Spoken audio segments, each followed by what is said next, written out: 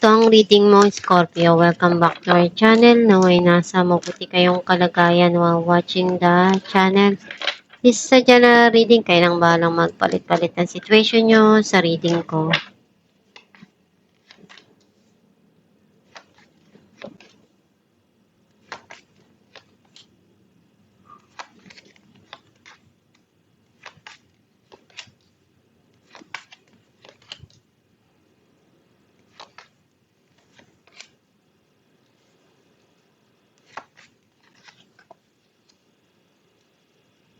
At the bottom of the deck, the Lovers. I feel like ang nasisense ko na energy mo, nakita ko yung pagmamahal dun sa puso mo na sobra-sobra yung kaya mong ibigay dun sa isang tao. Pinupunuan mo kung ano yung kaya mo dun sa sitwasyon, kung ano yung pagmamahal na may bibigay mo. Ibibigay mo yun ng buong buo.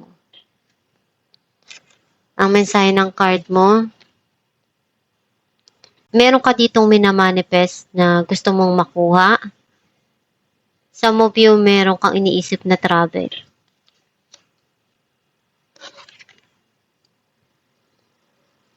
You feel connected pa rin dun sa mga nangyari sa buhay mo or dun sa past person. Andun yung obsession and addiction. Maybe into something or dun sa person mismo. O nagkakaroon ng pagtatalo dito. Kinokontrol mo yung nararamdaman mo. Ayaw mong ipakita kung ano yung kahinaan mo sa iba. Some of you, may tao na kumukontrol sa buhay mo. Maybe someone sa buhay mo or boss mo. Andun yung justice na gusto mong makuha at ibibigay sa'yo. And also, you need to balance yung mga nangyayari at dumarating sa buhay mo para hindi ka ma-exhausted. Some of you, may darating na clarity. Meron ditong tao na darating or uuwi. Maybe makikipag-communicate sa'yo, sasabihin kung ano yung dapat na gawin or kung kailan siya uuwi. Some of you, andun yung unti-unting nag-grow yung financial mo, nakakapag-ipon ka na. O nagkakaroon ng pag-uusap along the family.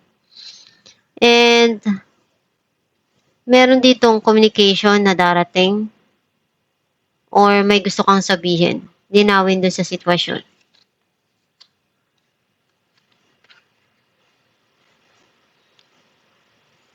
May tao na nagsusungit sa'yo.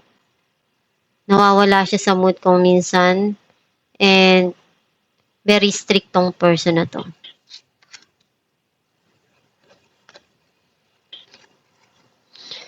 And itong tao na to, very passionate and loyal.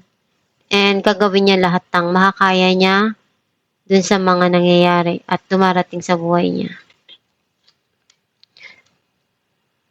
Clarify natin ang the world. Four of Cups and Ace of Swords. May darating na offer at pinag-iisipan mo kung ano yung gagawin mo, kung tatanggapin mo ba o hindi. Kasi may mga idea dito na ibibigay sa'yo and also magkakaroon ng pag-uusap or may mga inaalam ka dito.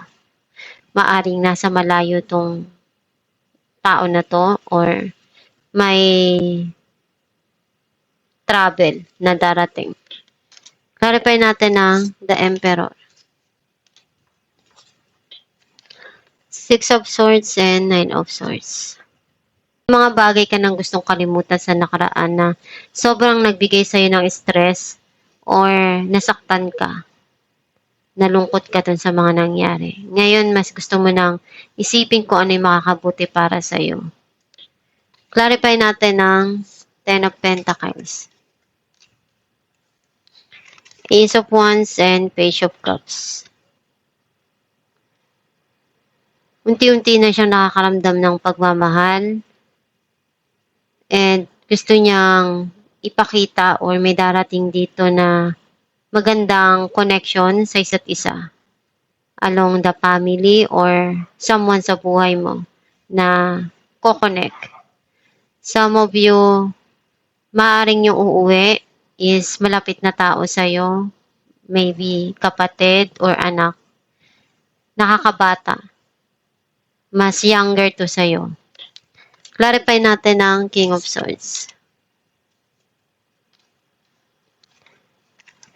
Ten of Swords and Three of Wands. May hinihintay ka dito eh. Nagkaroon ng betrayal dun sa past. Nasaktan ka.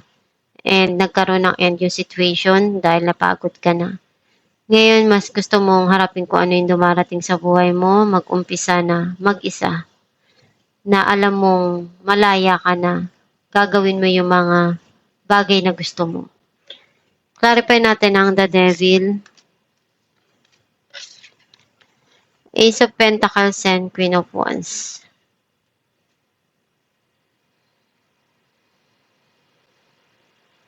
May minamanifest ka dito na gusto mong ma-receive. And gustong gusto mo to eh. Minamanifest mo siya kasi andun yung obsession mo. Clarify natin ang Justice. Some of you, pwedeng may ginagawa ka dito na something na ikaw lang yung nakakaalam. Seven of Swords and the Moon. Nagkaroon ng cheating and lies and running away dun sa situation. And you keep it to yourself. Tinatago mo lang yun.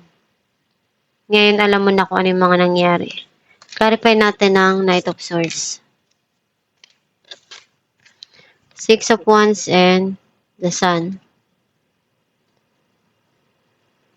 Meron ditong success na parating.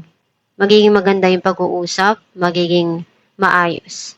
At magkakaroon ng healing dun sa situation, magiging masaya ka dun sa mga darating.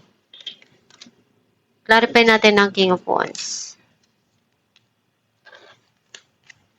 Five of Wands and Ten of Cups.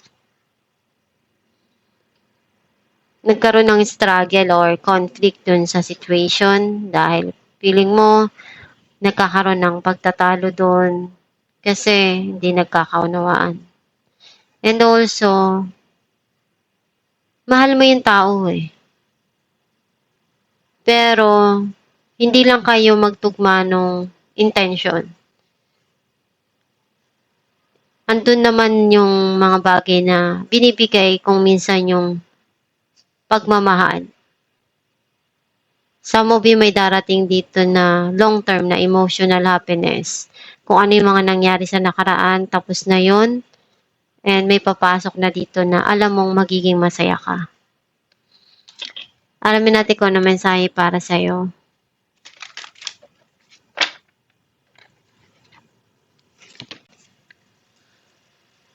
True manifestations are powered by service and love. Kung ano yung iniisip mo, minamanifest mo, iyon din yung outcome na darating sa buhay mo. Basta ilagay mo lang palagi dun sa sitwasyon yung pagmamahal at kung ano yung desire ng puso mo. At higit sa lahat yung katotohanan. Kasi kung alam mo naman na merong something na may mali doon, huwag mo nang ipagpatuloy yon. Kasi kung ano yung ginagawa mo, iniisip mo, bandang huli yung resulta nun, babalik din sa'yo lahat ng mga gagawin mo eh. Kung may mali ka doon, or nasasaktan ka sa isang bagay, pwede mong pag-isipan ng mabuti. I-pause mo muna yung buhay mo, yung mga time na yun, para hindi ka magkamali. Kasi kung gagawin mo siya agad-agad tapos bandang huli pagsisisihan mo din, sayang yung effort mo. Minsan kasi may mga desisyon tayo na akala natin yun yung tama. Kasi meron tayong nararamdaman na masakit and pain deep inside sa atin. And nakakapagbigay tayo ng mga desisyon na mali kasi Yun yung nangingibabaw sa puso mo, sa isipan mo. Palagi mong bibigyan ng time yung sarili mo para magpahinga, para makapag-isip, para pagdating sa huli, hindi mo pagsisihan yung mga ginawa mo. And magdesisyon ka kapag alam mong masaya ka, tama para sa'yo yung mga nangyayari. Iisipin mo palagi na magdasal, kumonek sa Diyos para hindi ka magkamali sa buhay. At itong yung reading, Scorpio, kung nakaresonate ka, kindly comment down below. Thank you for watching.